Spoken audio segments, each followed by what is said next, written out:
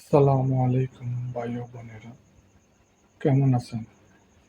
জানি ভালো নেই, কারণ ভালো না থাকারই কথা। ফিলিস্তিনে আমাদের ভাই বোন মারা গেতে মরছে, আমরা কিভাবে ভালো থাকি?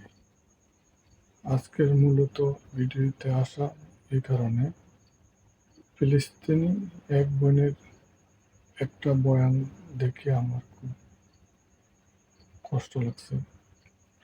বোনটা বলতেছে, জানেন, আমরা রাতের বেলা তো বুকরা করে ঘুমাই, রাতের বেলা কিন্তু বুকরা করে ঘুমান লাগে না। তারপরে বক্তব্যের কারণটা কি জানেন?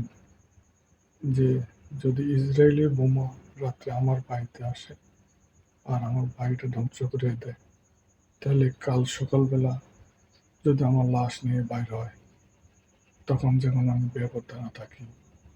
সেই জন্য আমি রাত্রেবেলা বুকরা করে থাকি। আমাদের ফিলিস্তিনি ভাই বোনদের কেমন ইমানি চেতনা! কিন্তু আফসোসের বিষয়, আমাদের আরব যে দেশগুলো আছে তারা নিশ্চুপ।